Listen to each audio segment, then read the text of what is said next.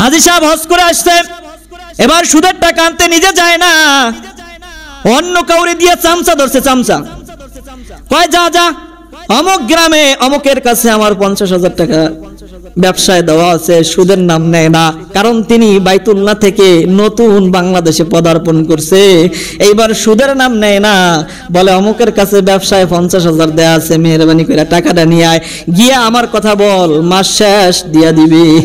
শুধু তাই না, এমনও করে বাজারের মধ্যে আমার এক সুদখোরের সাথে পরিচয় ছিল, উনি এমন ভাবে টাকা লাগায় রাখছে, বাজারের মধ্যে দোকানদারদের কাছে টাকা দিছে। কাদের কাছে? দোকানদারদের কাছে টাকা লাগায় রাখছে। একজনে 50,000 নিছে, একজনে 20,000, একজনে 10,000, এমন করে নিছে। এইবার হাজী সাহেব নামাজি মানুষ, মাগরিবের নামাজটা মসজিদে আদায় কইরা বাজারের এক সাইড দিয়া ঢুকে। ব্যবসায়ীরা মাসে একসাথে টাকা দিতে তাদের কষ্ট হয়, কারণ বিভিন্ন মাস শেষ তাদের কোম্পানিতে বিভিন্ন জনায় টাকা পয়সা দেওয়া লাগে। এই জন্য প্রত্যেক দিন যারা 50,000 দিছে সে দেয় 500, যারা এরকম 25,000 দিছে সে দেয় 250। এমন করে প্রত্যেক দিন মাগরিবের পরে জামাতের সাথে হাজী সাহেব নামাজ আদায় করে বাজারের এক সাইড দিয়ে ঢুকে, আর কালেকশন করতে করতে অপর সাইডে যখন পৌঁছায় এশারের আজান দিয়া দেয়। বাজারের মসজিদ থেকে এশারের নামাজ পড়ার পরে মুরব্বী মানুষ চিন্তা করে বাড়িতে গেলে হিসাব মনে থাকবে না, কে কত দিছে মিলাইতে পারবো না। এইবার মসজিদের বারিন্দায় বৈশা সুদের হিসাবগুলো মিলায়। এমন হাজী আছে না নাই? মনে হয় আপনাদের এলাকায় নাই, কিন্তু বাংলাদেশে অভাব নাই। আমার ভাইরা, এজন্য হারাম উপার্জন করলে, হারাম খাইলে, হারামের দ্বারা যে রক্ত মাংস শরীরের মধ্যে জন্ম নিবে, এই রক্ত মাংস আল্লাহর জান্নাতে প্রবেশ করবে না।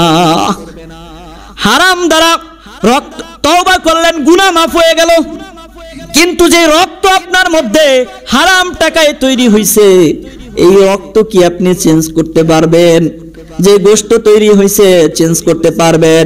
সাহাবায়ে কেরাম হারাম থেকে বাঁচার জন্য সব সময় এমন চেষ্টা করতেন। হযরত আবু বকর রাদিয়াল্লাহু তাআলা আনহুর খেলাফত কালে আবু বকর রাদিয়াল্লাহু তাআলা আনহু হযরত বিলালকে কিনতে গিয়া তার সমস্ত অর্থ সম্পদ শেষ হয়ে গেল। হযরতে আবু বকর ক্ষুধার যন্ত্রণা সহ্য করতে পারে না, একজন গোলাম এসে হযরত আবু বকরের কাছে কিছু খাবার দিছে। এই গোলামের খাবার দেওয়ার সাথে সাথে আবু বকর চিন্তা করে নাই, সাথে সাথে খাবারটা খেয়ে ফেলছে। খাবার খেয়ে ফেলার পর জিজ্ঞাসা করে, ভাই তুমি যে আমারে খাবার দিলা, এই খাবারটা কি খাবার, কোত্থেকে আনছো? আগে জিজ্ঞেস করা দরকার ছিল এটা হালাল না হারাম, কিন্তু আমার ব্রেনটে ছিল না, ভুলে গেছিলাম, এবার আমাকে বলো। এবার ওই লোক বলতেছে, হুজুর আমি ইসলাম গ্রহণ করার আগে একজনকে কুফরি কালাম দিয়া, জাদুর মাধ্যমে, কুফরি কালামের মাধ্যমে তদবির করছিলাম, সে রোগের থেকে সুস্থ হয়ে গেছে। আজকে আমি যখন চলে যাই তার বাড়ির অনুষ্ঠানের কিছু খাবার আমাকে দাইকে আমার কাছে দিছে, এই খাবারগুলো নিয়ে আসছি, এই খাবারগুলো আপনাকে দিলাম। হযরত আবু বকর বলেন, ইন্না লিল্লাহ, কি করছো? হারাম আমি আবু বকরের পেটের মধ্যে ঢুকে গেছে। হযরতে আবু বকর গলার মধ্যে আঙ্গুল দিয়ে বমি করতে চায়, বমি আসে না। আশপাশের লোকজন বলে, আবু বকর পেটের মধ্যে অনেকগুলো পানি তুমি খাও, এরপরে গলার মধ্যে আঙ্গুল দাও। এবার অনেকগুলো পানি খায়া গলার মধ্যে আঙ্গুল দিয়া হযরত আবু বকর যতগুলো খাবার খেয়েছিল বমি করে ফেলে দিয়া আবু বকর বলে, আলহামদুলিল্লাহ, হজম হওয়ার আগে আল্লাহ জাহান্নামের আগুন থেকে আমাকে বাঁচাইয়া দিছে। বলেন সুবহানাল্লাহ। আবু বকরকে অন্য সাহাবীরা বলে, আবু বকর আপনি তো না জেনে খাইছেন, না জাইনা খাইলে আল্লাহ মাফ তো করতে পারে।